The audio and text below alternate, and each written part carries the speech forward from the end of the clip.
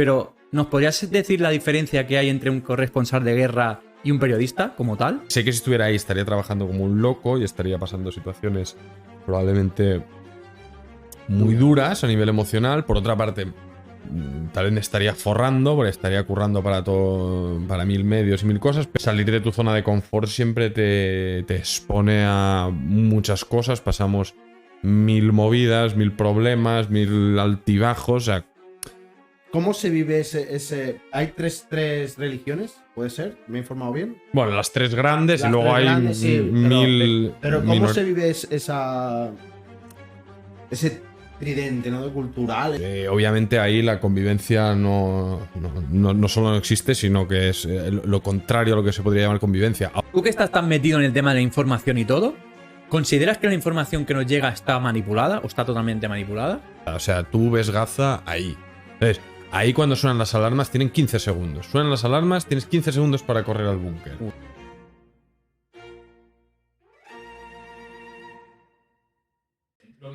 ¿Qué pasa, gente? Aquí un día más en Showcast. Otro nuevo episodio. Este nuevo episodio vamos a hablar de guerras, vamos a hablar de periodismo y de muchísimo más. Así que quedaros que va a estar bastante chulo. Como siempre, en mi parte derecha tengo a Defu y allí al final hoy tenemos a López. Y cómo no, para hablar de estos temas, ¿quién mejor que Ofer? ¿Qué tal, Ofer? Muy bien, muy contento de estar ahí. Vaya presentación, ¿eh? Muy bien. Punto positivo. Iba a decir tu apellido, pero para mí es tan complicado, lo puedes decir tú, por Te favor. voy a poner otro punto si lo logras. La Sewiki. La Sewiki. La Muy bien. Sewiki. Correcto. La Sewiki. La Sewiki, muy polaco. La Sewiki. Sí. Lo tengo apuntado y lo iba a decir, digo, uff, pero a lo mejor va a quedar un poco, pero prefiero que lo dijeras. Es un problema habitual de todo presentador o persona que tiene que presentarme. Así Te lo preguntan casi siempre. Sí, ¿no? sí, Oye, ¿cómo es tu apellido? ¿Cómo lo pronuncio? Correcto, ¿no? correcto. Qué bueno, qué bueno. Bueno, Pues si queréis empezamos ya dándoles caña. Sí, la primera pregunta siempre. Yo creo que es la gente nos dice que es la más complicada, pero yo creo que no. ¿Quién es Ofer? ¿Cómo te definirías? ¿Qué haces? Pues sí que es compleja. No, bueno, mira, evidentemente soy Ofer, soy periodista, soy músico también por hobby, ¿no? Guitarrista y cocinero un poco también por profesión. Es un poco las dos profesiones que he combinado y que combino. Padre de la Noa y compañero de la Georgina, Masnubi, Marasmenk, israelí también. No sé, así en resumen rápido por ahí. Bueno, Pues Luego ya- está súper bien, la verdad que nos ha dejado planchado, ¿eh? Con él. ¿Actualmente qué haces ahora mismo? Pues mira, actualmente yo volví en plena pandemia, estaba viviendo en Israel, mi hija nació en Tel Aviv con mi compañera, la pandemia como a todos nos complicó la vida, entonces nosotros teníamos una niña que era muy pequeñita y que nos volvía locos, pues no dormía. Entonces decidimos volver aquí para tener un poco ayuda y estar con nuestra gente. Desde entonces hasta mayo de este año yo mantuve mi trabajo como periodista, del que hablaremos más, viajando constantemente a Israel y a Oriente Medio, otros lugares. Pero bueno, cosas de la vida y la vida freelance, la inestabilidad me llevó un poco a aparcar este camino. Tomar aire, parar, también tuve una lesión fuerte, tengo un menisco roto y eso me complicaba un poco la logística de todo y decidí parar y reactivarme en otro frente. Estoy empezando un proyecto de cocina, de comida en Masnou, que es algo a lo que me he dedicado bastante tiempo antes del periodismo, en busca de esa famosa estabilidad que no sé si existe en la vida, pero lo estamos intentando. Y bueno, pero por cosas de la vida, a raíz del estallido de la guerra en Israel, del ataque de Hamas el 7 de octubre y demás, tuve muchas peticiones pues, para un poco volver al gremio. No quise viajar allá porque no quise, temas personal y muchas valoraciones, pero me llamaron de teles de aquí, en la TV3 y en otros sitios, entonces un poco he recuperado el curro que decidí aparcar y bueno, haciendo un poco de apariciones en televisión, más como analista, no tanto como reportero sobre el terreno. Y lo combino pues con esta empresa Al Paladar que estamos levantando con mi socia, con Silvia. Qué bueno. Y bueno, un poco profesionalmente estoy ahí, un poco entre estos dos mundos. Si queréis luego hablamos un poco del emprendimiento este que nos contabas. Y yo sí que te preguntaría ahora, sabemos que, bueno, no sé si tú te defines así como corresponsal de guerra, pero ¿nos podrías decir la diferencia que hay entre un corresponsal de guerra y un periodista como tal? Sí, bueno, yo le decía a Isaac que la etiquetan, o sea, no me gusta más que nada porque se le pone como no sé, un aura de heroísmo y de aventurero y tal, que lamentablemente, y ahora lo desarrollaremos más, pues creo que no es del todo adecuada y tampoco existe para nosotros, las nuevas generaciones, donde las condiciones laborales son realmente pésimas, ¿no? A ver, de entrada yo creo que un periodista, o un buen periodista, tiene que ser capaz de explicar desde... Es decir, si tú no sabes explicar la historia que ocurre en tu comunidad de vecinos, ¿no? Por ejemplo, o el centro social de al lado de tu casa, cualquier historia, si tú no eres capaz de explicar una historia local bien, tampoco la vas a poder hacer en Israel o en Irán y tal. Por tanto, para mí, un buen periodista es alguien que sabe comprender una historia, comprender una realidad y explicarla con todos sus matices lo más honestamente posible, que no objetivamente, porque la objetividad, a pesar de que nos lo expliquen en la uni, eso no existe. Entonces la diferencia entre entonces, a nivel técnico, lo que preguntas, pues tal vez, obviamente no es lo mismo ser un periodista dedicado a deporte o a sociedad o a temas judiciales que un corresponsal de guerra, un corresponsal en zona de conflicto.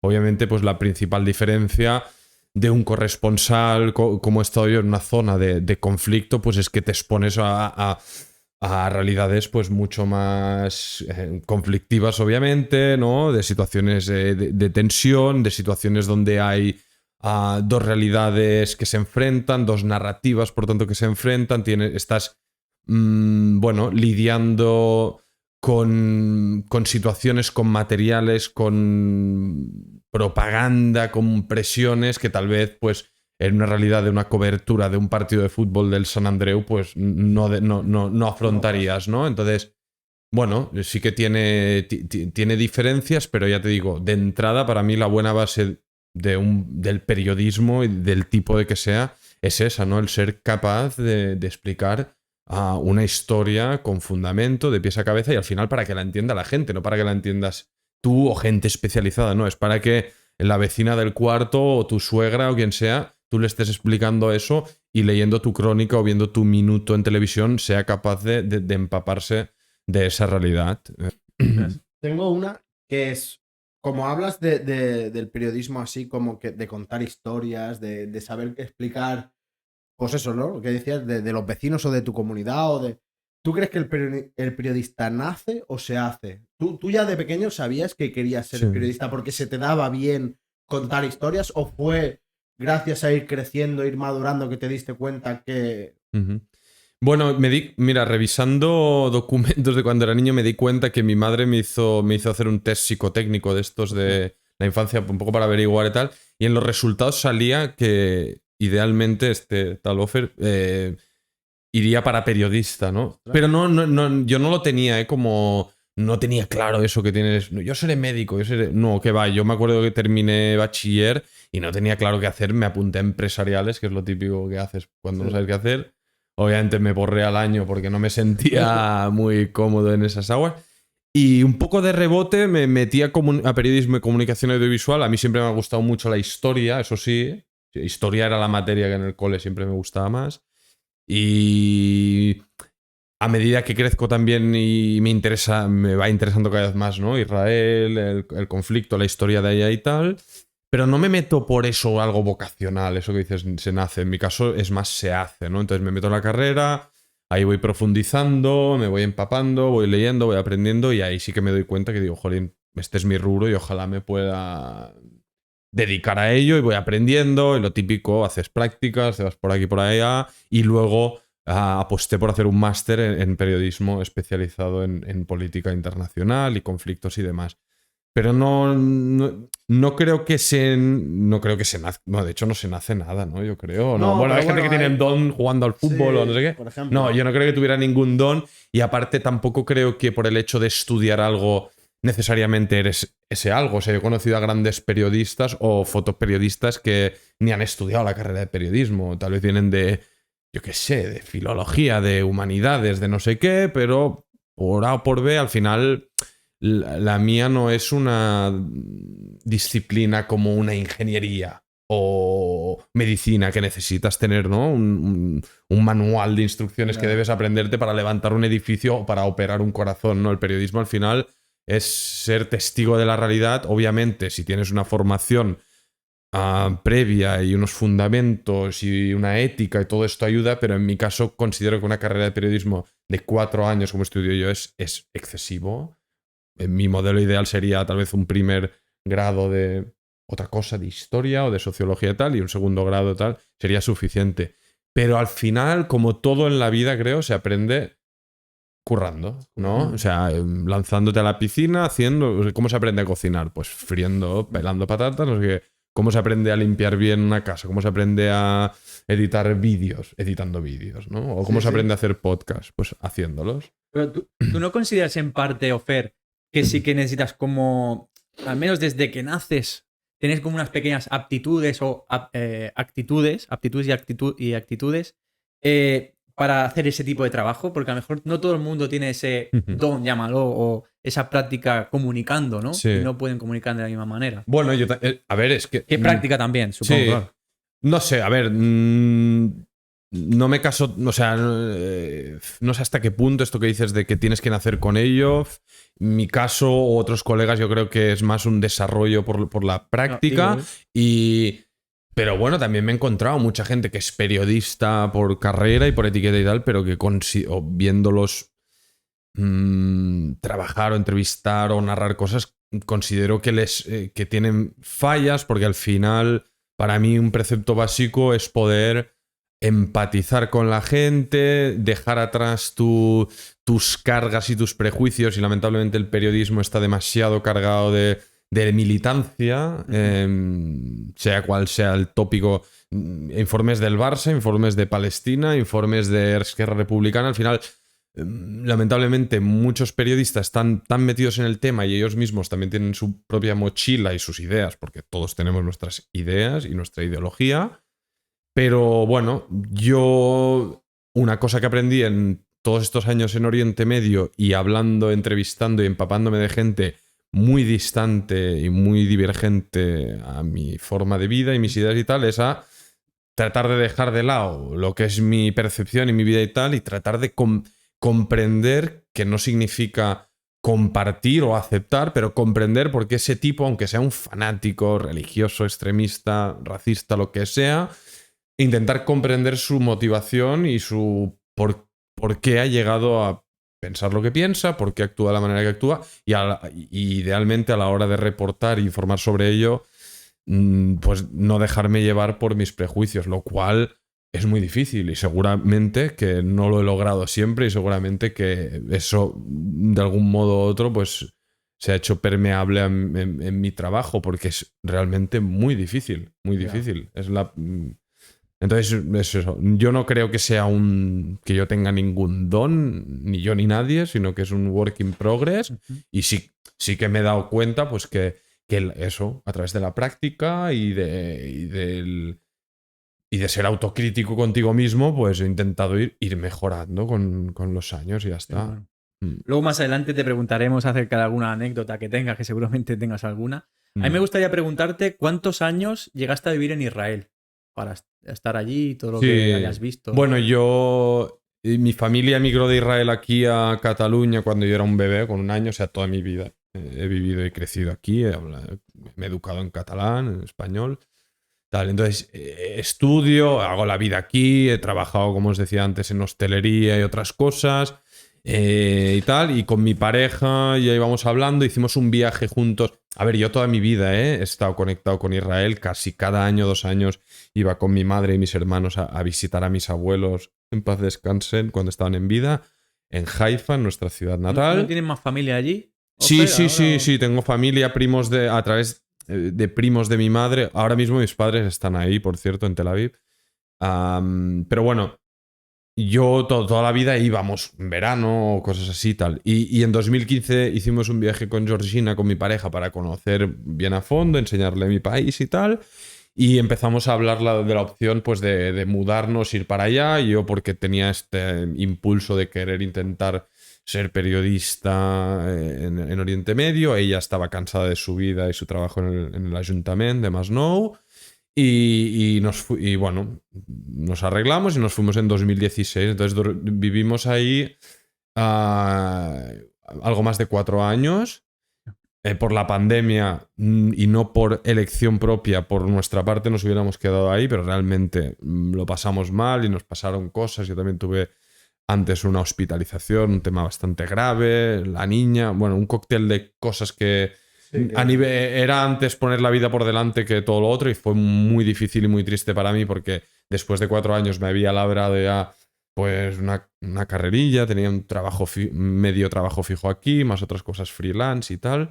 Pero bueno, nos replegamos y como os decía antes, pues hasta hace unos meses mantuve mi trabajo en los periódicos y otras cosas yendo y viniendo, pues cada 2 o 3 meses viajaba a Tel Aviv y estaba un tiempo ahí, o cuando habían elecciones o había algo de conflicto o algún tema, viajaba ahí. Y entonces eso, hemos vivido 4 años y pico y luego 3 años casi que yo me he pasado un poco a banda y banda. Y ahora sí, un poco más estar aquí, a pesar de que, bueno, la cabeza y el corazón siempre están ahí y ahora mismo estamos sufriendo mucho por nuestra gente, nuestra familia, nuestros amigos, todo lo que ocurre. Es una situación muy, muy, muy traumática y muy difícil de sobrellevar en lo personal y en lo profesional, pues sí, me he tomado... La verdad que tampoco he hecho tanto... O sea, sé que si estuviera ahí estaría trabajando como un loco y estaría pasando situaciones probablemente muy duras a nivel emocional. Por otra parte, tal vez me estaría forrando porque estaría currando para todo, para 1000 medios y 1000 cosas, pero también soy consciente de que es pan para hoy, hambre para mañana, porque la vida freelance es así. Entonces estaría, bueno, me hubiera ido ahí, hubiera dejado a mi hija aquí, separarme sin saber cuándo voy a volver, sin saber en qué líos me voy a meter y bueno, al final ya cuando volvimos aquí fue poner balance, ¿no? Entre vida profesional y vida personal y tener una hija que quieres verla crecer, ¿sabes? Nosotros no vamos a tener más hijos y pues quiero estar con ella. Y ya, entonces ya estuve, cuando volvimos, yo luego tuve que volverme a Israel y estar 3 meses separado. Estar 3 meses separado de una hija y cuando es pequeña no se lo recomiendo a nadie. Ya. Entonces, si no, esos miles de euros que podría estar haciendo hoy ahí, no me pagan eso. ¿Tu pareja era feliz allí? El tiempo, los 4 años que estuviste viviendo, o sea, ella se adaptó, todo vivía, ¿me podría decir que incluso mejor que aquí? O... Sí, no, Incluso el mejor- idioma, ¿no? Sí, no, a ver, es una buena pregunta. Al principio fue un choque muy difícil Sí, por porque eso. en Tel Aviv sí que se habla mucho inglés, el resto del país menos. Se habla más inglés que aquí, afortunadamente, pero ella fue ahí y Georgina, como mucha gente aquí, con 0 inglés y por supuesto 0 hebreo. Entonces imaginaros que al principio, cuando íbamos ahí, íbamos a casas de familiares míos o colegas, ella estaba pues como esta planta, ¿sabes? Y ella es una chica muy comunicativa y muy energética. Imaginaros vosotros que mañana os vais a Israel o a China o no sé qué y toda tu vida social estás así, parado al lado de tu pareja. Pues claro, eso es muy difícil de sobrellevar. Entonces, su primer instinto, del cual alabo por parte de ella, y ella lo tuvo claro, es que tengo que estudiar hebreo, no inglés, hebreo, porque si tú quieres vivir un país, integrarte y conocer la cultura, tienes que conocer su idioma.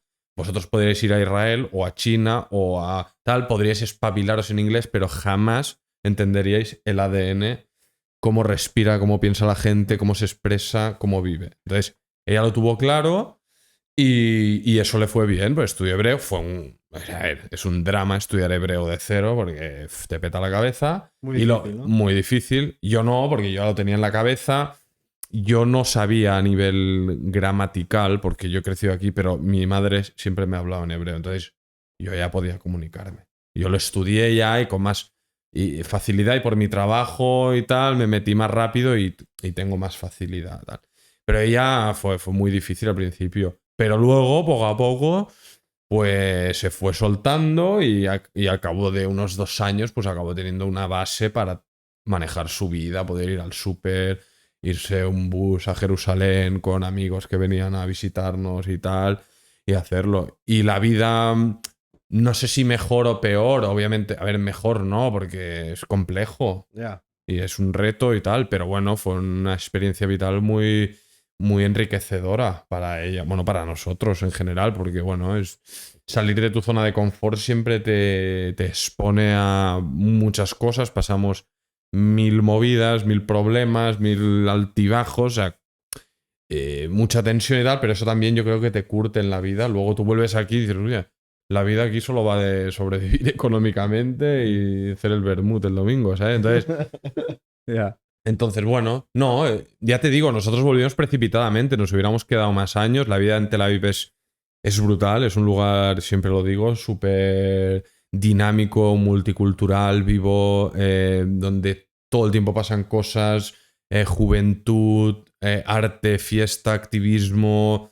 No sé, todo el mundo que nos venía a ver quedaba totalmente enganchado del magnetismo que tiene ese lugar, que no tiene ningún otro lugar en el mundo. Y ella también se empapó de eso. Entonces vivíamos en el sur de la ciudad, cerca de Yafo, que es un distrito mixto árabe-judío. Entonces, una zona muy, muy variopinta, muy heterogénea a nivel sociológico, humano. Y claro, eso tú, aquí en el Maresma, que somos todos iguales, ¿no? De Mataró a Masnou, tampoco tenemos mucha... ¿Cómo se vive ese... ¿Hay tres religiones? ¿Puede ser? ¿Me he informado bien? Bueno, las tres grandes Las y luego tres hay grandes, sí, mil... pero ¿cómo se vive ese tridente, ¿no? Cultural, van todos a los mismos colegios, se juntan, se relacionan entre sí, porque la información que nos llega por los medios, como siempre, es como que son culturas que entre sí se llevan muy mal, como que no sé qué. Pero yo la sensación que tengo luego viendo algunos vídeos, informándome un poco, es que es como aquí, ¿no? Que a veces nos dicen, yo voy por España, ¿no? Soy catalán, y me dicen, hostia, los catalanes con la independencia. Ah, Yo digo, yo soy español también. Digo, a mí no me metas en... pasa un poco también allí, hay ese... Bueno, mira, el tema de la... Tú toda realidad, tanto tú personalmente como los medios, o sea, la realidad es como una paleta de colores, ¿no? Como un arcoíris, y tú al final eliges dónde pones el frame, ¿no? En tal. Entonces, claro, tú aquí seguramente, vosotros, lo único, lo mayoritariamente que recibes de Israel al respecto de, ¿no? La relación judíos, árabes y tal, es, ¿no? Israel, Estado colonialista, racismo, apartheid y tal y cual.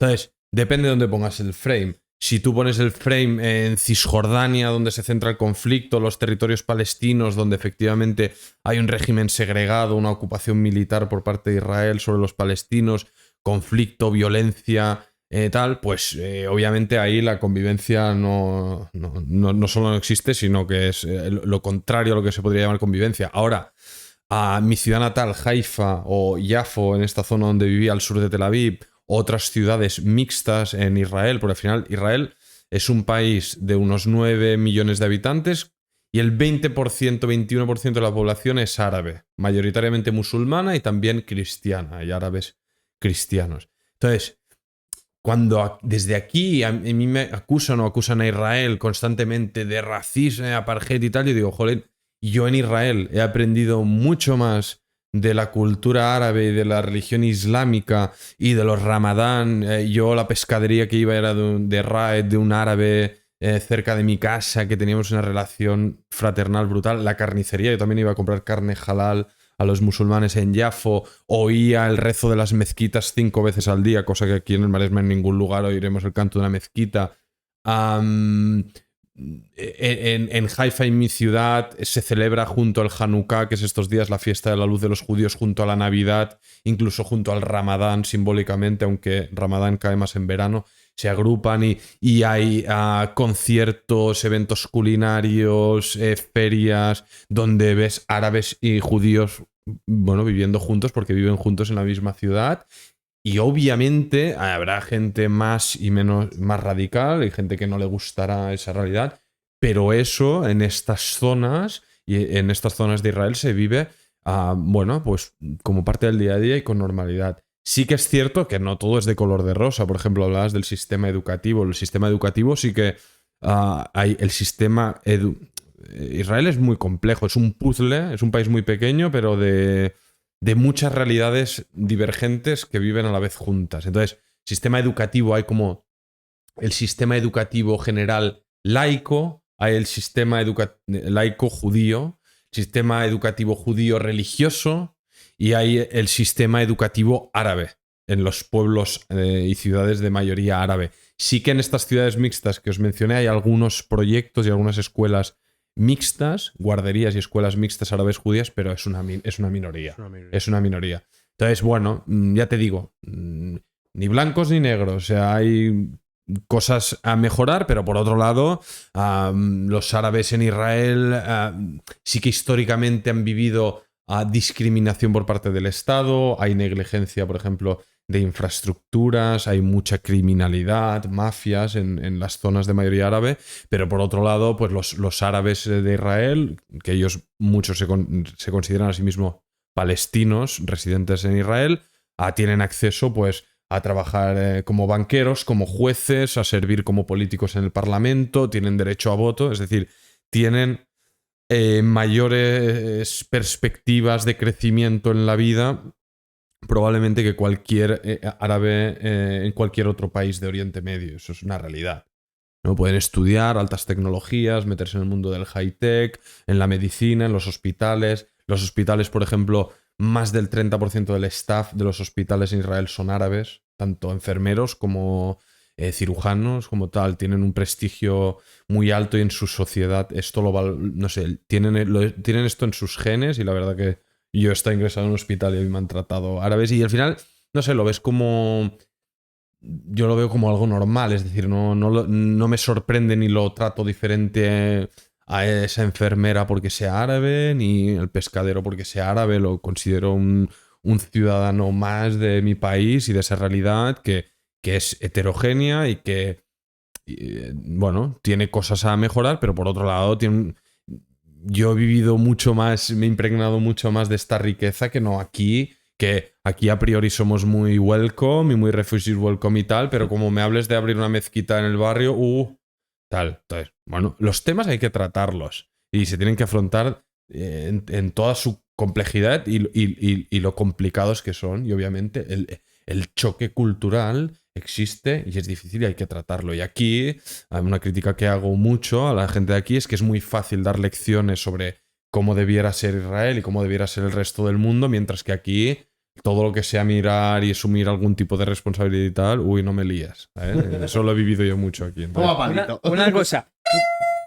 Qué susto. Eso es bueno. Es macho, tío. Llegó. Le tenías que haber metido más potente, tío. Bueno, aquí tenemos, como sabéis, iba a hacer mi pregunta, pero me ha cortado el tío. Llega el momento gourmet. No sé si lo sabrás, Abraham. Ay, Abraham. Ya le está cambiando el nombre. Ofer. No sé por qué, como son croquetas. Estaba yo pensando en un chaval que vino, que tiene un bar y estaba pensando en su nombre, no sé por qué. Vale, ¿cuál es el truco? Coge una y dale la otra. Vale.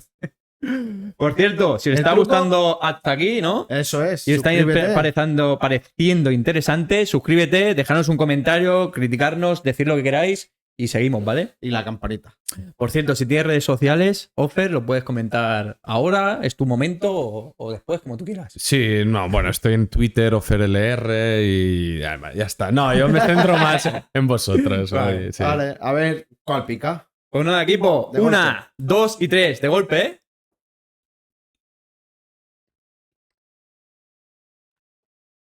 Buah. No me lo ha comido, cabrón. Me ha tocado a mí la picante. ¿Ha tocado? Me ha tocado a mí. Yo estaba dudando, pero yo creo que la mía no. No, la mía tampoco. Me ha tocado a mí. Qué cabrones. El López lo ha dicho, ¿eh? La- De hoy le toca a Alberto otra Qué vez. cabrón. Has pillado. ¿Habéis disfrutado o no? Porque tenía como un pincho. Esto es una No bromilla que sabré de hacemos eso. que He pinchado dos, pero solo se lo he Buah. puesto una. pica, pero al principio no me ha picado. Y ahora me empieza a picar más. ¡Guau! Es que cuando pasa. ¡Buah! Así te sube la Así, temperatura. ahora ya vamos con el picante, ¿sabes? La pregunta esta es picante. A ver, Te quería preguntar, tú que estás tan metido en el tema de la información y todo, ¿consideras que la información que nos llega está manipulada o está totalmente manipulada? que nos llega de Israel. Por ejemplo, Sí, un poco de todo. o tanto aquí, de aquí para allá, como de allá para acá. Sí. A ver, es una pregunta compleja. De lo que tú vives cuando estás allí y vienes aquí y te dicen, oye, Ofer, esto no lo que. Te ¿Sabes? vetan información, por ejemplo, cuando vas a un programa de televisión o cuando vas a algún de esto y te dicen, hostia, esto mejor, menos Sí. decirlo. ¿O no Bueno, pasa a mí eso? personalmente nunca me han vetado en los periódicos que he escrito, en las teles donde he colaborado y tal, y esa es mi línea y espero que se me respete y tal. A ver, en el momento en que me veten, ahí no voy, porque es que yo soy coherente a mí, a mis principios y a mi gente. Entonces, si no les gusta lo que tengo que aportar, que se busquen a otro que les encaje en su narrativa. ¿Hay manipulación en la información y en la prensa? Sí. Eh, de distintos grados. Es decir, la manipulación, a ver, puede... A ver, manipulación sería, por ejemplo, eso, ¿no? Que yo vaya por allá y haya un ataque tal y yo le vaya a ese y le diga, oye, quiero que me digas tal en cámara porque tal... Eso sería manipular la información deliberadamente y muy evidentemente, pero una manipulación informativa también considero que puede ser o que ocurre, que es que al final, como hablaba un poco antes, solo poner el frame en una parte del relato, ¿no? O sea, solo poner la cámara o solo poner tu crónica y porque tú quieres enfatizar en X, pues centrarte solamente en ese ángulo y eso evidentemente existe. Y luego manipulación, jolín, pues claro, en la era en que todos, o la mayoría de la población, consume en real time todo lo que ocurre al momento, en el Twitter, en las redes sociales, en el TikTok y tal.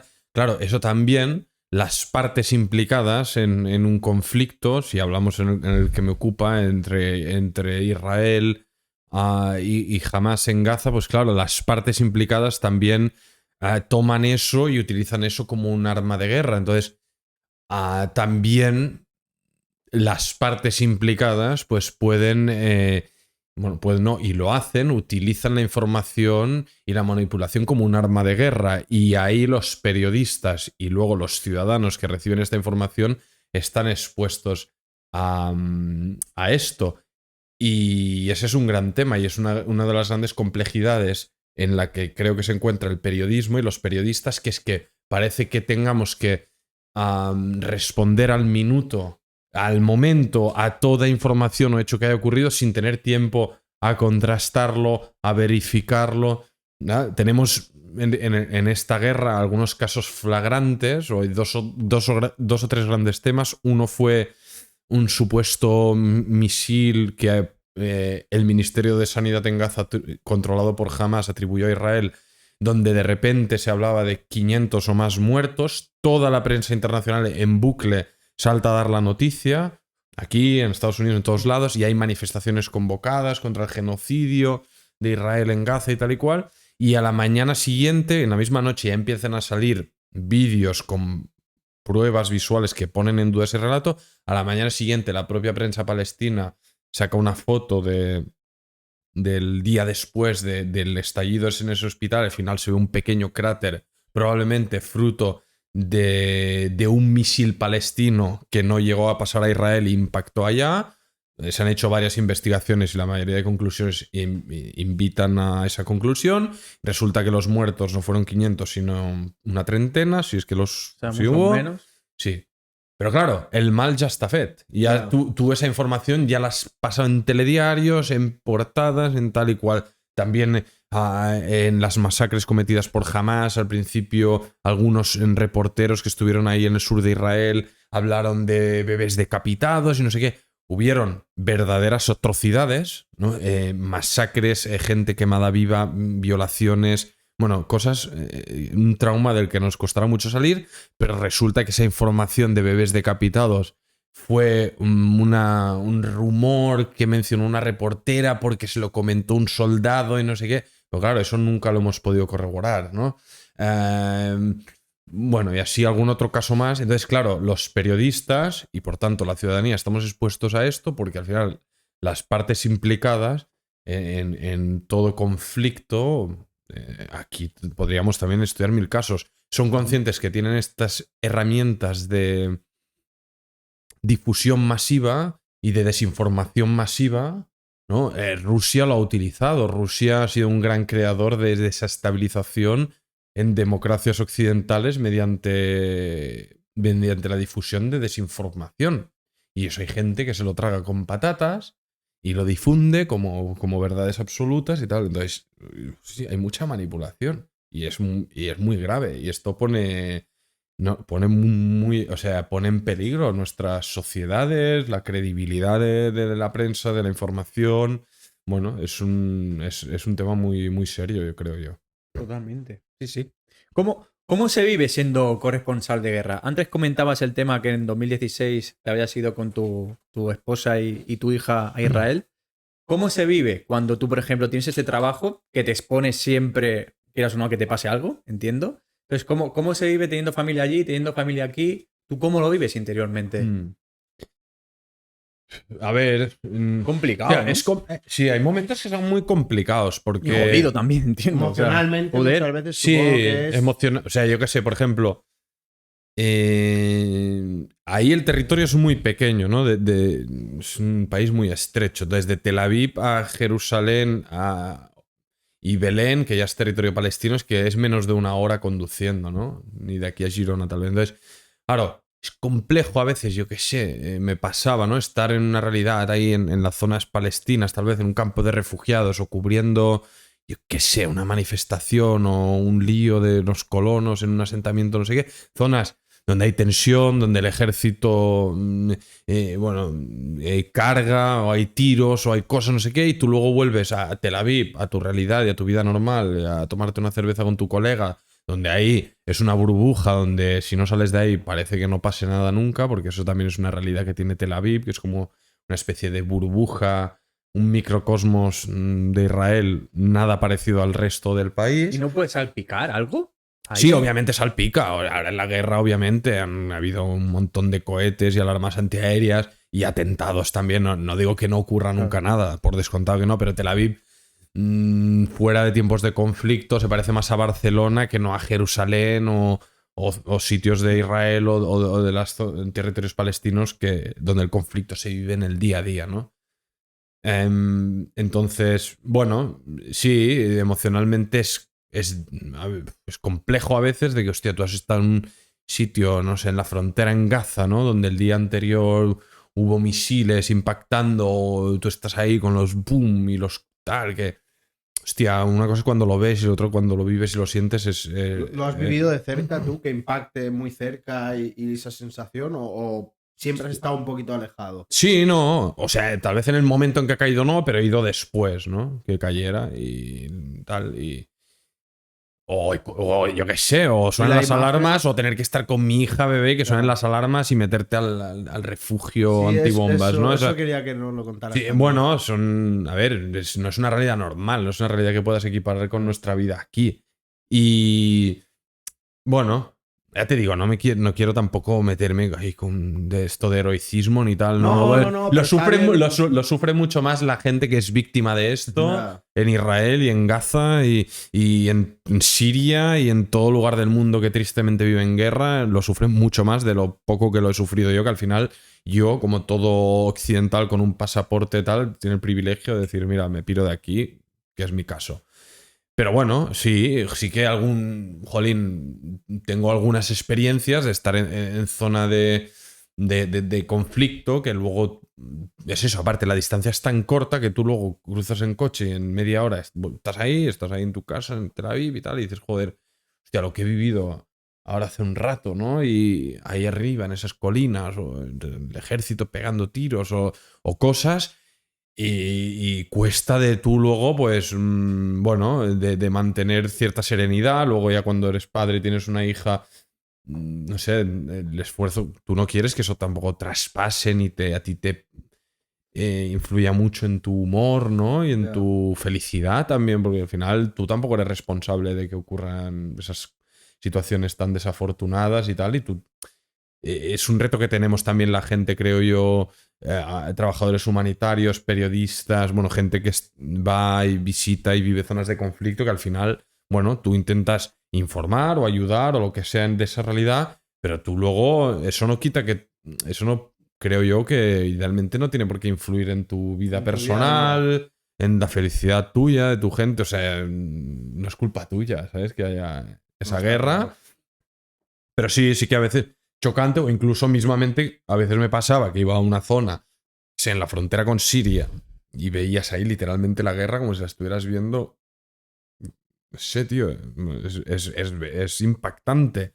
Y tú luego vuelves a Tel Aviv y claro, como la mayoría de tus colegas ahí, ellos es su realidad de siempre. Entonces ellos no se mueven tanto ni están todo el día enganchados a las noticias y tal. Y tú les explicas cosas y parece que les hables de un mundo Muy lejos, ajeno claro. y dices, no, es que esto está, amigos, a 1 hora de aquí, ¿sabes? Porque Eso es complejo. donde vivías tú, pasa eso de las alarmas y te tienes que meter en el refugio y tal. Porque claro, para ti, tú lo dices como algo normal. Pero tú Sí, no sí. lo dices a nosotros y es como. Pues imagínate Ya. ahora que es una alarma Claro, que yo tenemos que estoy irnos de grabando aquí, este ¿sabes? podcast Sí, y no. cómo suena, cómo es eso. Hay un grado de... Una locura. Sí, es una locura. No, a ver. Hay 2 frentes en Israel de guerra, el norte y el sur, ¿no? Ahora actualmente, lamentablemente, están los dos prácticamente activos. La guerra está fuerte en Gaza, pero en el norte también que el ejército de Israel está en conflicto permanente con Hezbollah, que es una milicia chiita apoyada por Irán en el sur del Líbano. Entonces, y caen los cohetes desde los dos lados. frentes. Entonces, yo tengo muchos colegas del sur y del norte que están desalojados, o sea que ahí no se puede estar y no se puede vivir porque es zona de guerra. Entonces, las alarmas antiaéreas, depende de la zona donde vivas, tienes más o menos margen. En el sur de Israel es una locura, la verdad. Ahí cuando suenan las alarmas, en las comunidades que fueron atacadas por esta masacre que perpetró Hamas el 7 de octubre, están prácticamente pegadas a la frontera, es decir, a 1 kilómetro. Nada, o sea, tú ves Gaza ahí. Entonces, ahí cuando suenan las alarmas tienen 15 segundos. Suenan las alarmas, tienes 15 segundos para correr al búnker. Y lo cierran. Sí, es las casas de construcción nueva tienen una habitación que es un búnker con una puerta blindada y las casas viejas no. Eso también es un hándicap. Entonces, si tú vives en un edificio viejo, el búnker probablemente esté en la zona comunitaria abajo y si tienes suerte llegas y si no, no. Claro, eso es una complejidad. Entonces, a cuanto más te alejas de la frontera, más segundos o más minutos tienes. En Tel Aviv, por ejemplo, cuando suenan, ahora de memoria no sé, pero no sé si es 1 minuto y pico de tiempo que tienes para entrar al búnker. Y una vez entras en el búnker, tienes que esperarte 10 minutos de protocolo después de que haya sonado la alarma, porque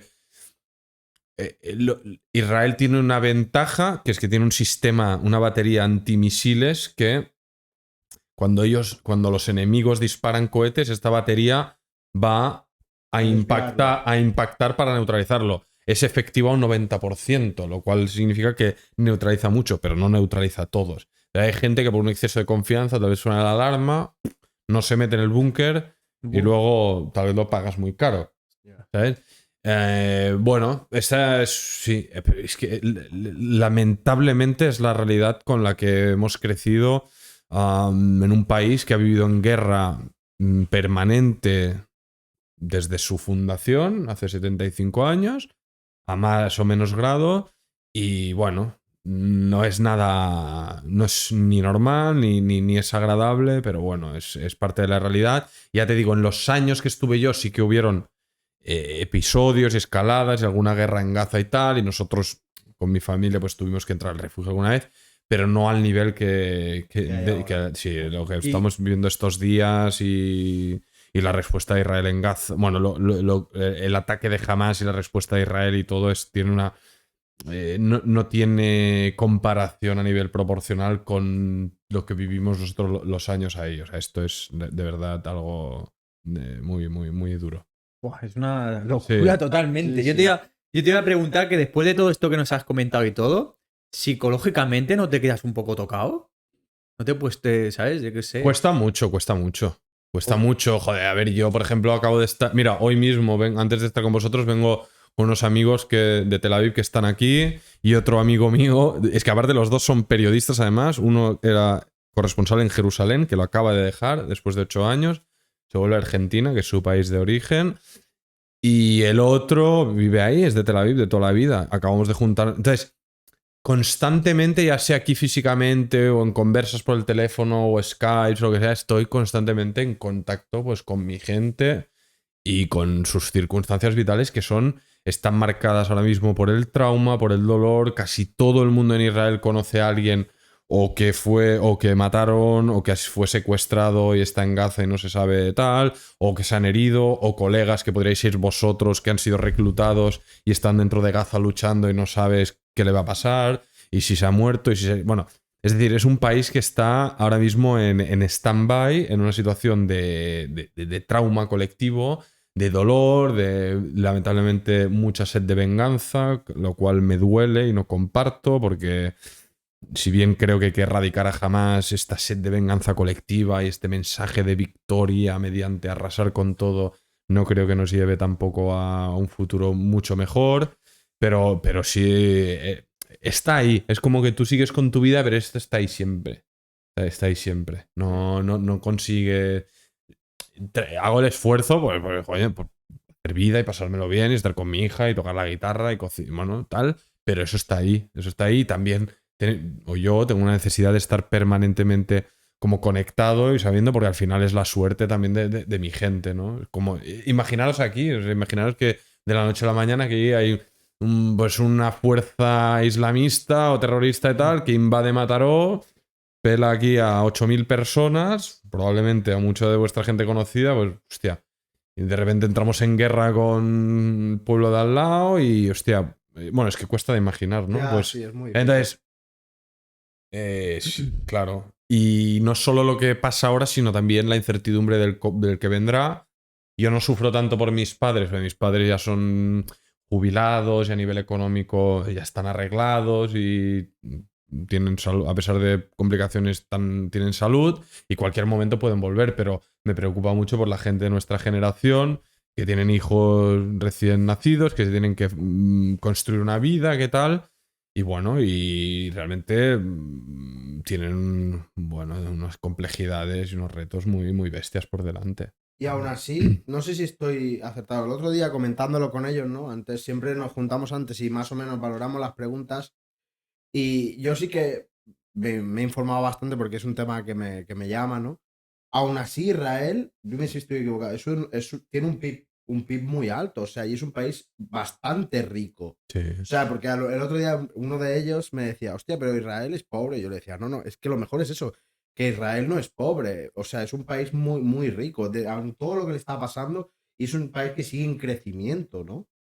Sí, Israel fue pobre, ¿vale? Pero- O sea, pero- por ejemplo, cuando mi padre como muchos, mi madre es nacida en Haifa, en Israel, mi padre es de origen argentino, como muchos judíos del mundo, por convicción y creencia, ¿no? En el sionismo, en la defensa de la creencia de que Israel tiene que existir y hay que defenderlo, pues muchos judíos del mundo, como mi padre, emigraron allá. Cuando mi padre emigró, ahí Israel era un país gris, en guerra, pobre, una economía socialista. Israel en los años cuando nace y las primeras décadas se basa en una economía planificada, socialista, entonces no había y todo el mundo era igualmente pobre básicamente y tal.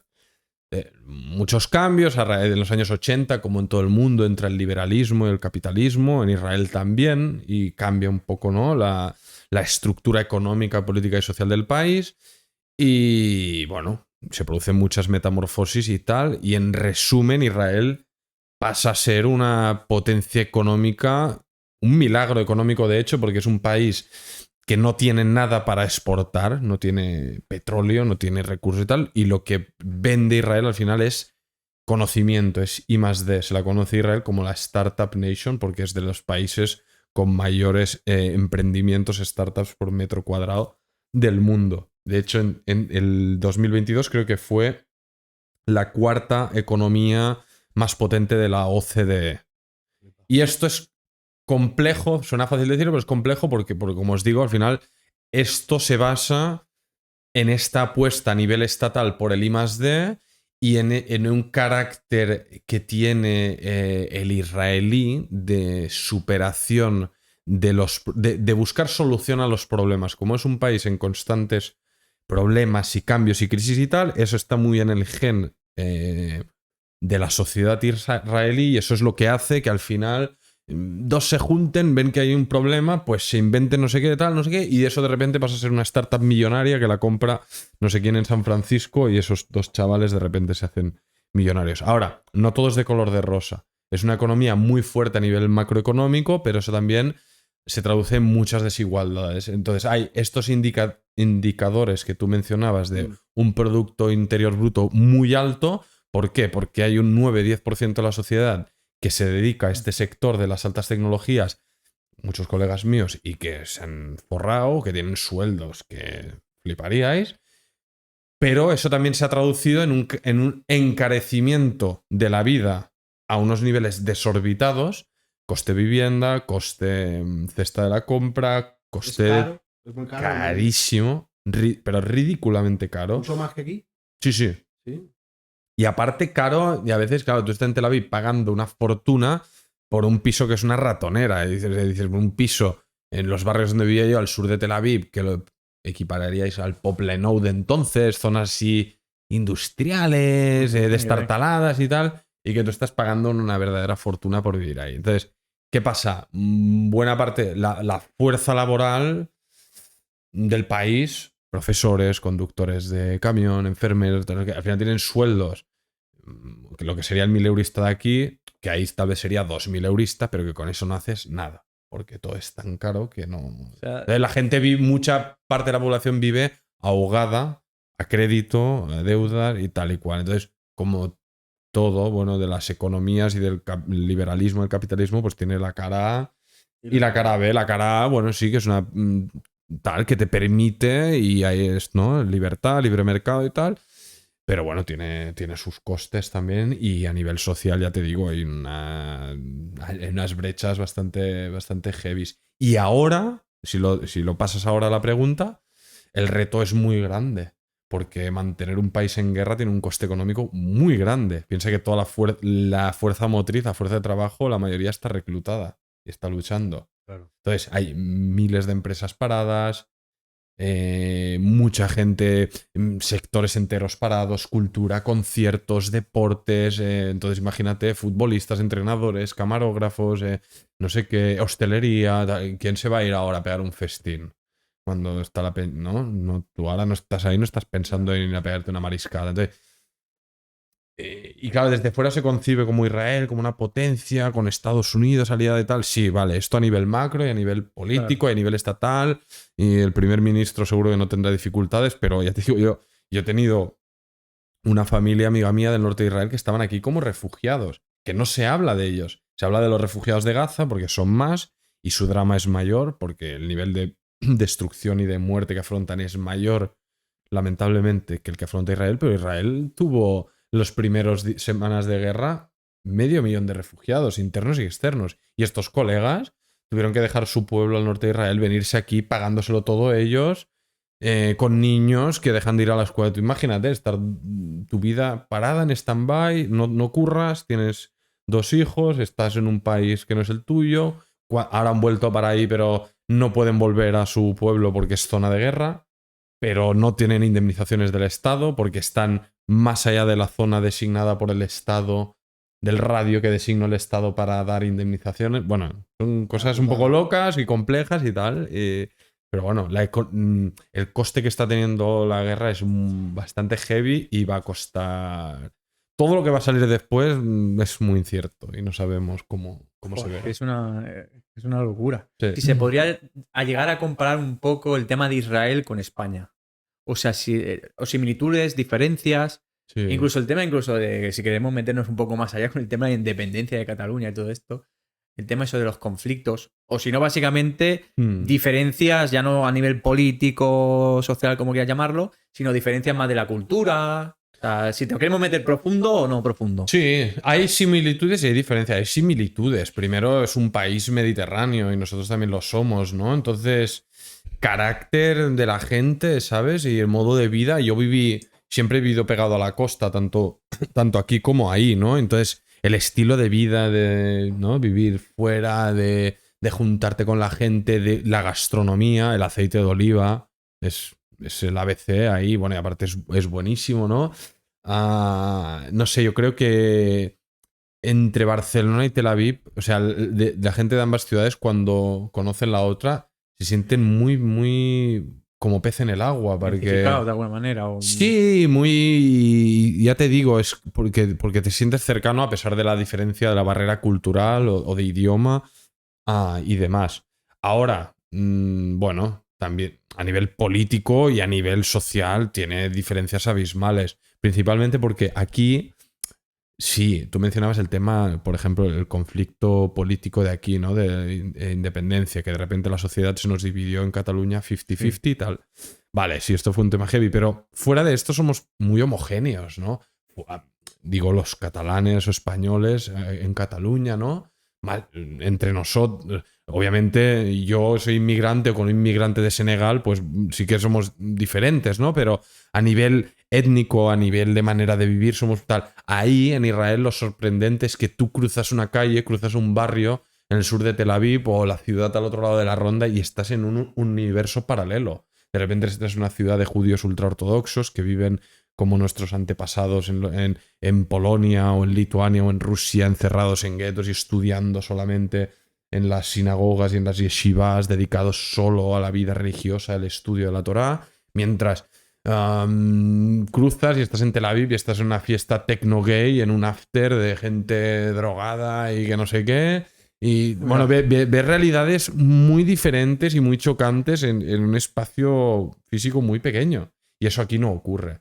Y luego el tema político, a ver, es diferente básicamente porque aquí tuvimos un conflicto violento o armado, ¿no? Con ETA, y terrorismo y tal y cual. Eso afortunadamente terminó, pero no se puede equiparar básicamente por eso, porque ahí tenemos un conflicto territorial y nacional, religioso, todo a la vez, que lamentablemente implica que todavía y más que nunca tenemos un conflicto bélico entre los dos pueblos que reclaman el mismo territorio y que están muy arraigados y muy pegados.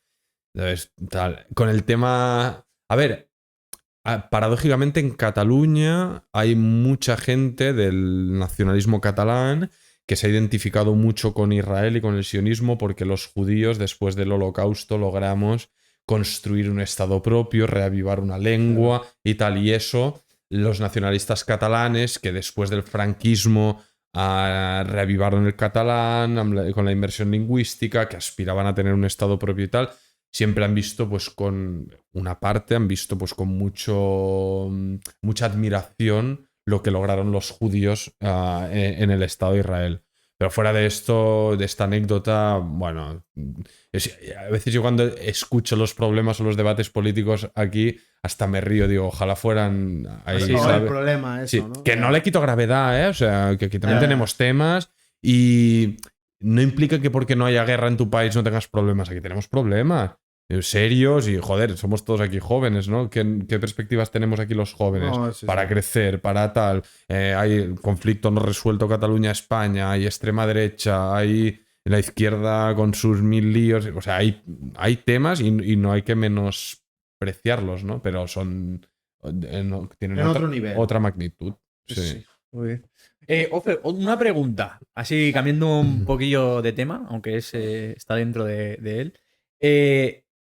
Antes hemos hablado de la diferencia entre corresponsal de guerra y un periodista, ¿vale? A nivel de salario, ¿también se nota? Es ¿De alguna manera? Joder, bueno, a ver, yo creo que la principal diferencia es entre, más que corresponsal de guerra y periodista de otro tema, es entre periodista que tiene un sueldo y está, por ejemplo, con una plaza fija en Televisión Española o TV3 y tal, y el periodista freelance, que somos la gran mayoría, lamentablemente, sobre todo de los que nos dedicamos a cubrir conflictos. Y este es el drama. Es decir, el periodismo es necesario, porque sin periodismo no hay información y no conocemos el mundo y no nos formamos y no cuestionamos y no somos críticos y tal. Pero para que haya un buen periodismo tienen que haber buenos periodistas y esos periodistas tienen que tener las condiciones para trabajar. Ahora lo enlazaremos también, me queríais preguntar por el tema de mi otro lado y mi emprendimiento. Al final, yo dejo de dedicarme al periodismo al día a día porque no me lo puedo permitir.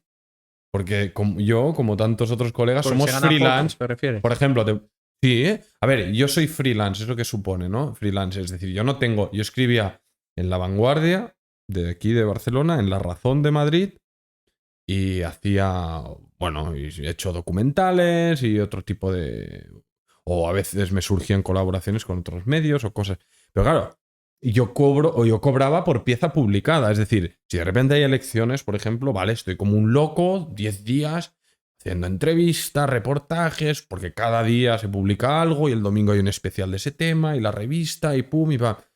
Por ejemplo, de repente empieza la invasión rusa en Ucrania y claro, todo el mundo y absolutamente todo lo copa eso. Y tú estás en Israel o estás en Irán y tal. ¿Y quién se acuerda de ti? Y claro, si yo no publico ese mes, yo no cobro. Igualmente tengo que pagar mi autónomo. Ya sabéis también aquí que ser autónomo aquí no es precisamente... Entonces, claro, desde que llegué aquí, para yo mantener mi vínculo ahí, primero yo me tenía que costear mis viajes, mis billetes de avión. Yo puedo ir ahí porque mis padres tienen un piso de alquiler y me puedo quedar en una habitación ahí. Entonces, tengo ese privilegio y tal. Pero claro, al final hago cálculo del tiempo que le invierto, de lo que me lo tengo que currar y luego que tengo que escribir. Para ganarme la vida, tengo que escribir en 2 periódicos a la vez de lo mismo. O sea, yo hay una noticia hoy, pongamos que ahora hay un atentado de la hostia. Pues a mí me llamaban de 2 periódicos a la vez y son las 6 de la tarde y tengo 2 horas para escribir 2 crónicas sobre lo mismo. Y que no sean iguales. Ahí está. Que no sean iguales. O sea, acabar una, pum, punto, enviar y vale, de nuevo. Y claro, eso pierde la calidad, ¿no? Bueno, no lo veo. Llegué a un punto cuando llevaba ya 2 años haciendo esto simultáneamente que le perdí hasta la gracia. Digo, ¿qué sentido tiene hacer esto? O sea, yo estoy doblando mi trabajo para poder ganar más. O sea, estoy escribiendo para poder pagar facturas. ¿Sabes? No sé. Y como yo, tantos otros. Y tienes que estar los días de trabajo encima en conflicto, estás con un grado de estrés de la hostia, porque tú probablemente, si yo estuviera ahí, estaría escribiendo para este periódico, para el otro, haciendo conexiones de tele, haciendo conexiones de radio. Bueno. Sí. O sea, como freelance, periodista, Claro, ya porque- sea de una a otra, casi. Es lo que No, dice, que en jodido. épocas que pasan cosas, pues ganarás mucho dinero, ¿no? Sí, pero Pero en también... épocas que no pasa nada, pues nada. Claro, pero tampoco pasa algo así. Bueno, depende, No, justamente, bueno, ese es un tema y Oriente. Aparte, yo también escribía de otros países de Oriente Medio, entonces habitualmente tenía, pero, jolín, al final yo estoy siempre. Claro, también hay otro tema, que es tú siempre tienes que estar disponible.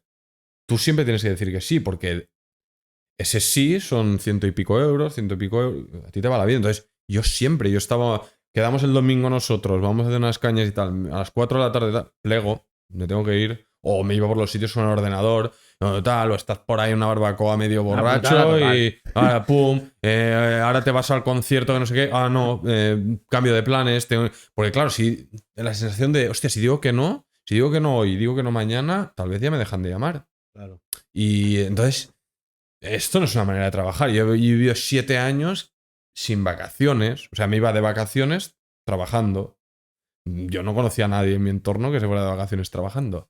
Hasta que un día me fui a Portugal con mis chicas y dije, y petó la guerra ahí y tal. Y dije, mira, que lo escriba otro, ¿sabes? Porque joder, porque no. Entonces, y esa es la realidad que he vivido yo, que me lleva a decir, pues, punto y seguido, ya veré. No renuncio, sigo siendo periodista. Yo estoy aquí con vosotros en calidad de periodista y de vez en cuando ejerzo. Ya me dedicaré a cosas en más profundidad, tengo ganas de hacer algún otro libro, yo qué sé, cosas, pero a mí... Con mis condiciones, porque a mí luego nadie a mí me ha salvado de nada y cuando yo me rompí el menisco y tenía que estar de baja, yo no he tenido ni baja, ni ayuda, ni nadie me ha garantizado un sueldo mínimo cuando mi tema no interesara tanto, entonces... Bueno. El problema del freelance, ¿no? Sí.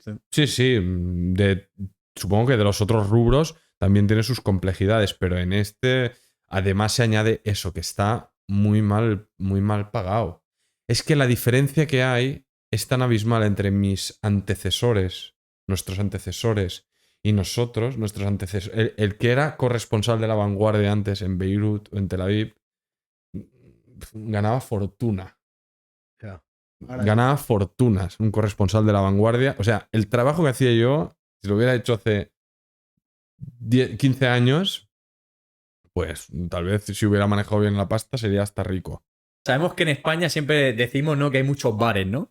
Si vamos a Israel, ¿qué es lo que más podríamos encontrar? Allí que voy a Israel y digo, joder, es que hay mucho de esto. Hostia. ¿También hay muchos bares? Sí, en Tel Aviv, hostia, en Tel Aviv hay café. En Tel Aviv muchos bares y mucha marihuana, olerías, porque ¿Sí? parece Ámsterdam. Sí, Pero no es legal. casi. Casi. Sí. Lo leerías más que aquí y todo, ¿eh? Sí, sí, es muy heavy. La gente lo pilla por Telegram. Se llama Telegrass, es curioso. Hostia, qué bueno. Mira, un buen Bueno, detalle. curioso. Eso. En la aplicación aquí. Que hay mucho, Sí, que mucho vayas allí. pitas con falafel, ¿no? Ya sea en Israel o en las zonas en zonas palestinas, lo encontrarás en todos sitios. Sería como el equivalente, pita, ¿no? un pan de pita con En bares. falafel o hummus, ¿no? Que el hummus lo encontrarás en todos lados. ¿Qué encontrarás? Pues seguramente muchas sinagogas, ¿no? Muchos gritos también, pues son muy, muy gritones y muy ¿Más que aquí? alterados. Uf. Porque aquí gritamos, ¿eh? Muchos claxons. claxon, ¿sí? Eso, ¡buah! Es insoportable No tienen conducir ahí. paciencia O sea, en allí. Israel es insufrible y en las zonas palestinas ya es la anarquía. O sea, bueno. O sea, No existen ni los semáforos para ellos. no. Os aconsejo mucho visitarlo, no os aconsejo nada conducir por ahí. Si queréis, bueno, a mí me gustaría, vamos a hablar un poco del libro. Sabemos que has escrito un libro y se llama Israel fuera del foco. ¿Qué nos puedes contar acerca de este libro? Mira, ¿Por qué te surgió la idea de escribirlo? mira, el otro día regalé la última copia que tenía en casa a María Salicruz, de aquí de Mataró. María. Un saludo, Pato, María. María Taldadico. Muy guay, ¿no? Bueno, es un pequeño libro de reportajes que me editó la editorial de la UOC, que es la Universitat Oberta de Cataluña. Me contactaron para... Tienen esta editorial de reportajes periodísticos y, bueno, un tipo de la editorial que me seguía me propuso si quería hacer un libro de reportajes. Y para mí fue muy guay porque fue como una especie de... Fue cuando mi llegada a Israel y a sentarme y tal, mi proyecto inicial era escribir este libro, que mi objetivo era retratar a través de pequeños reportajes, trasladar al lector, que es un libro que se lee en 2 horas, o sea, son, no sé, 10 o 12, no sé cuántos reportajes, que al final lo leas y tengas píldoras que te hagan entender que Israel es un lugar súper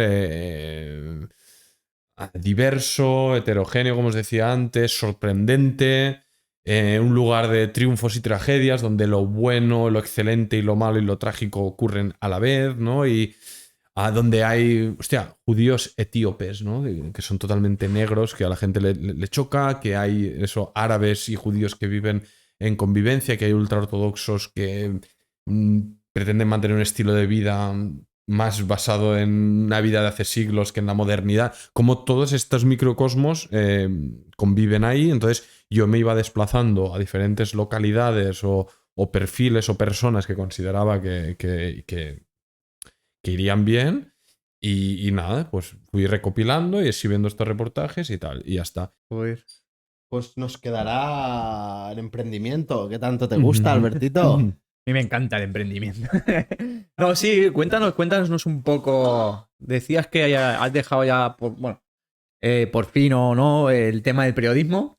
Cuéntanos un poco de lo que estás haciendo ahora con el tema del emprendimiento. Bueno, ¿En qué estás metido? De hecho, mi propia carrera en el periodismo fue un emprendimiento en sí mismo porque era como eso, irme construyendo por mí mismo mi propia carrera. Entonces, eso en una parte, y creo que ya lo fue. Y por otra, ahora lo que estamos creando es un club gastronómico en el Masnou con Silvia, mi socia. Una salutación, Silvia. También. Silvia Alonso, saludo. crack. Silvia es la madre de mi mejor amigo Artur y una cocinera espectacular que por suerte he sacado del armario porque llevaba años diciéndole tenemos que hacer algo algún día con toda tu sabiduría. Entonces, yo, antes de irme de corresponsal y todo este rollo que os he explicado, yo en la juventud tuve un chiringuito en una piscina en Masnou y más tarde un bar-restaurante en un club de tenis en Aleia. Entonces ya me he dedicado, ¿no? Sí. Ha molado. Sí, cocinero, sí, y 2 negocios que al final levantamos y generaron, o sea, bien. Entonces, yo cuando volví aquí ya me rondaba la idea de decir, hostia, hacer algo, pero que no sea un restaurante o tal, porque es muy esclavo, seguramente. O habéis currado, o conocéis gente que ha currado, o curra en esto. Nuestro Carlos es cocinero. nuestro director.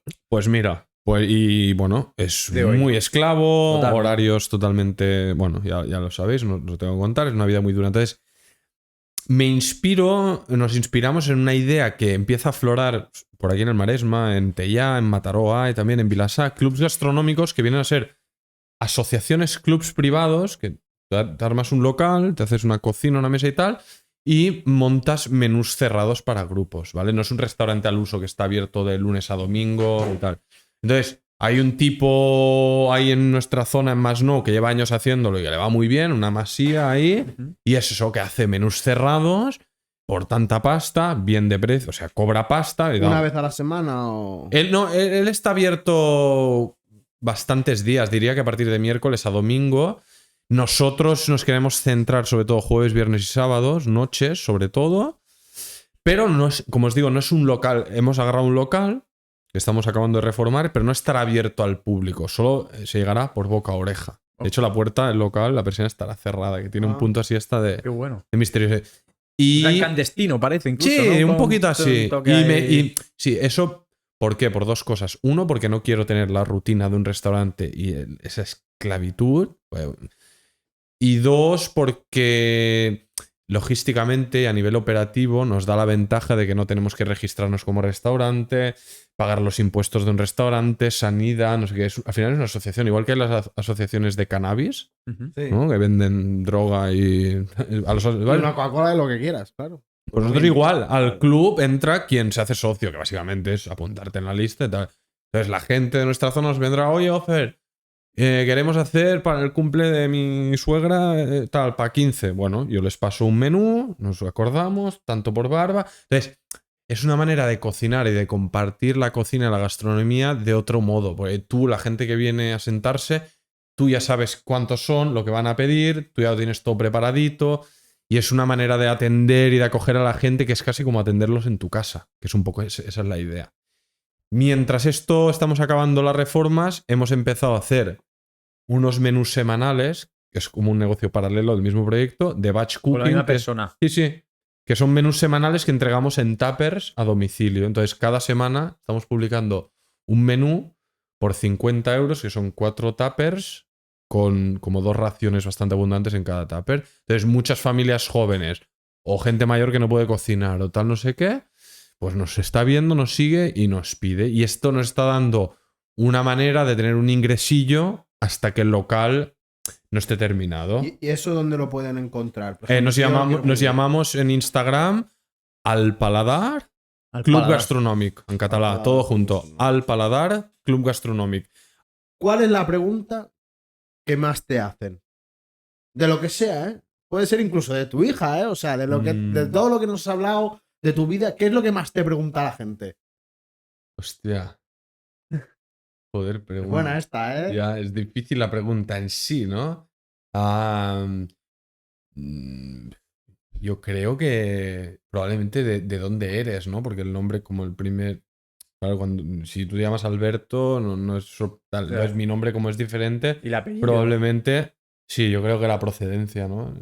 Creo, ¿eh? No sé. Tal vez debería tener una estadística, pero yo creo que por ahí iría. Qué bueno. Sí. Está bien. Claro, Bueno, no pues es un sí. nombre común. No es un nombre común. No, Entonces, la verdad. hostia, No, pero Ofer, es ¿y chulo, dónde ¿eh? eres? A mí me gusta. Fíjate el si nombre no de común, Ofer. que yo a veces me confundo y todo. De Ofer a Abraham hay un trecho, ¿eh? No, pero que le pasa siempre. El otro día hicimos un podcast con un chico que en redes sociales se llama Sergio, pero él se llama Alex y nos lo dijo 2 o 3 veces. Que por cierto, dejaremos el podcast por ahí arriba. Pues le estuvo llamando toda la entrevista a Sergio. O sea, a él con los nombres le cuesta. Yo me concentro en lo que me tengo que concentrar y luego lo otro. No, nada, no broma. pasa nada. Si nos podrías recomendar una película, serie o libro que a ti te haya marcado. Antes ya nos habías comentado un tema sobre libros y tal, pero así que sea otro diferente. Libro, serie, película. Hombre, Que tú digas, tenéis que verla. o sea, serie de Wire, ¿no? The Wire, Los Sopranos. O sea, son 2 series que... HBO, las 2. HBO, full.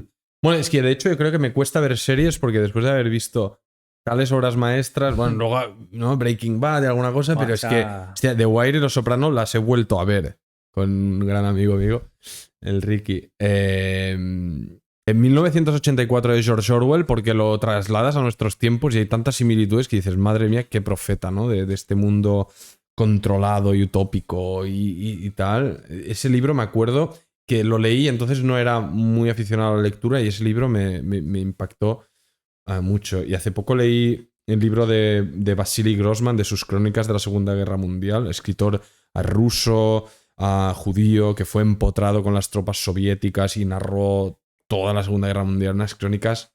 Mira, si queréis ir a origen de periodismo de buenos reporteros, leer crónicas. Ahora he olvidado el título del libro. Es un Racuy, ¿no? Una recopilación de crónicas, ¿vale?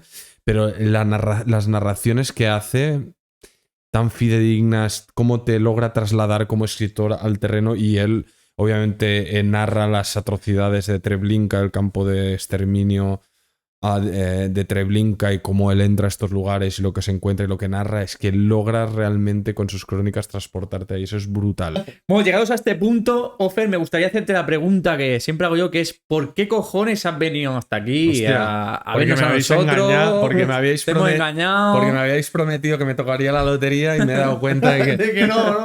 de que era un falso invento. No, bueno, primero porque me invitan, pues guay vengo, y dos porque creo que está guay también, ¿no? Poder lo que hacéis y hablar de estos temas. O sea, hay una parte de lo que es como mi perfil y mi curro que también me es cansina, ¿no? A mí el rollo de ser analista, experto, estar ahí dando cátedra, al final yo soy uno más, ¿sabes? Y da la casualidad pues de que ese tema se...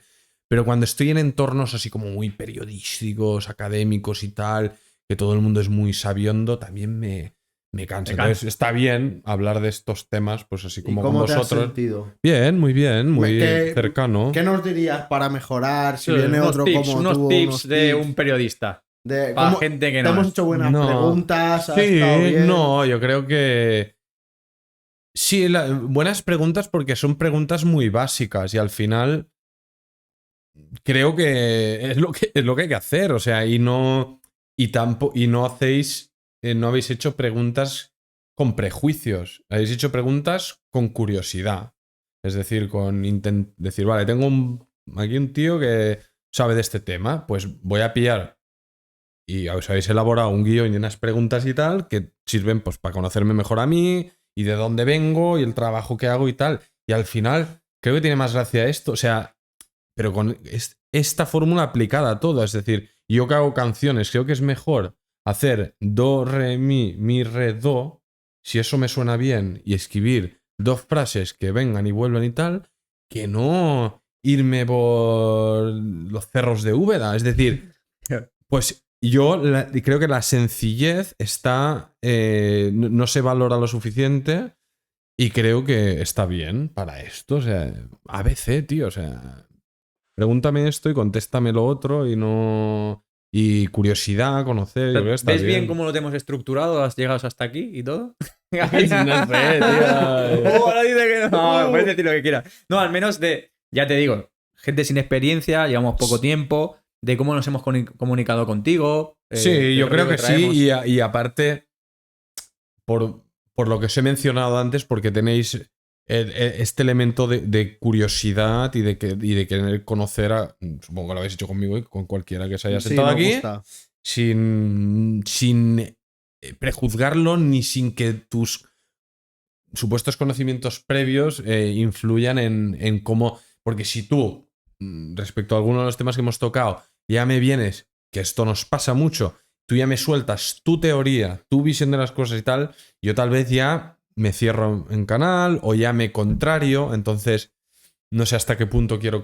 Eso pasa, eso es así, Sí. es muy importante. O sea, yo, bueno, a mí es una cosa que me gusta mucho entrevistar. A mí me gusta más entrevistar que no hacer lo que estoy haciendo hoy aquí. No digo por nada, No, pero no, es verdad. sí, A mí, claro, al yo final es tu disfruto trabajo. mucho pillando una historia, una gente, hacer mi research tal y saber sacarle el jugo a una persona en historia. Lo disfruto mucho. O sea, el arte de entrevistar, bueno, es precioso y toma tiempo y tal. Y seguro que tenéis cosas a mejorar como las tengo yo. No sé, no os puedo valorar aquí en plan, hostia, pues sois excelentes o no, sois un bodrio. No, sois vosotros, ¿no? Estamos aprendiendo, ¿no? Sí, Y mejorando día a día. Estamos Sí, trabajando en ello. Como Que decía quede claro, Arnal. que no somos periodistas profesionales No, ni no. mucho menos. Simplemente esto lo vemos como lo que decías tú, que traemos gente y al final lo que queremos es sacar nuestro toque ese curioso y al final hacer una charla entre Sí. amigos Y aprender. y que sea aprender. algo más que no tan serio, ¿no? Darle ese toque pues más de calle o de, bueno, de una Sí, charla entre Como si tres estuviéramos personas en que un se... bar, tomando han una conocido cerveza y conoces a un... y hablar Mira, de ese tema. falta la cerveza. Falta Ya. la cerveza. Al Sí, próximo. 0-0, porque Cero, si no- cero. Si volvemos aquí, falta la birra. Vale. Sí, sí. Ya está. Pues falta la última, que te la voy a hacer yo, que es que nos recomiendes o pases palabra a alguien que creas que puede venir aquí y contarnos algo bonito. De lo que sea. Y que les caemos bien, claro. No, broma. Hostia. ¿Y así habéis programado vuestros podcasts? O sea, con las recomendaciones. Lo digo porque si digo a alguien lo vais a ir a Sí, sí. buscar, ¿eh? Sí, te cuento así. Lo que hacemos es, hacemos una investigación, obviamente, previa de esa persona y si nos encaja, sí, contratamos con esa persona. Hemos contactado con varios y han venido y hay gente que ni nos ha contestado. Sí, o Nos sea, puede pasar, ¿eh? O sea, Total. Nosotros, por nuestra parte, tenemos gente que vamos contactando siempre y luego, pues, a la persona que viene le decimos esta pregunta y si nos encaja, pues la llamamos, obviamente, y si quiere Hostia, venir. Por aquí cerca. Si es ¿Sabes? de Madrid, ya. Claro, Bueno, pero bueno, a puede veces venir un sí. día. Ha Han venido venido gente de fuera. de Andalucía. Claro. Fuá, tío, es que claro, tengo De otra- cualquier gremio, de cualquier cosa, cualquier persona que diga, mira, esto tiene una cosa interesante que contaros, tío. Ahora hemos puesto en un aprieto. Venga. Si ves Va, que no, te surge- mira, una persona con la que he estado hoy es. Pues que claro, no sé, tío. El Josué Gómez. Pero porque es la primera que. Y aparte he estado con él y lo quiero mucho. Él, el Josué, currante, lleva un Frankfurt en el pueblo de Masnou, es músico. Yo tengo una banda con él. Más del punk y del hardcore, así un tío muy cañero y tal. Y es un tío súper auténtico, de familia gitana, de Córdoba. Mola. Un tío de. Eso de lecciones de vida, ¿sabes? Ah, De, esas de son verdad, de tal. Esas son buenas. Currante. Sí, yo qué sé, el primero que me ha venido a la cabeza. Y luego no quiere venir o no nos cuadra. Eso que no pasa nada. pasa Que no, nada. que no Sí, es que no vaya a sé. misa. Esto... Y que alguna mujer, ¿no? Mujeres al poder, Ay. tío. Me gusta. ¿A la idea. a qué chica podemos traer aquí? Hostia, pero es que claro, hay mucha peña. Es que tengo mucha gente yo en mi entorno, tío. Hostia, no sé. Uno que te inspire así diferente, que tenga una frescura que digas, esta persona es auténtica, como decías con Josué, pues así también que digas, hostia, tiene de qué hablar. Una psicóloga, ¿eh? De unido. Mira, hay una mujer muy sensible y es muy crack en redes sociales. Verónica Algaba, gran amiga. Uy, como le pase esto y tal. Es una crack, es diseñadora. Ella ha trabajado muchos años en Inditex, Oysho, este mundo Ojo. y tal. Y ahora tiene sus proyectos. Es una crack. Si lo seguís en TikTok, Instagram, flipas. Y hace arte con sus manos y con los lienzos, diseña ropa, tal. Me gusta eso. Y tiene, Me gusta. sí, una mujer con mucho talento. Vero, si me escuchas, un saludo.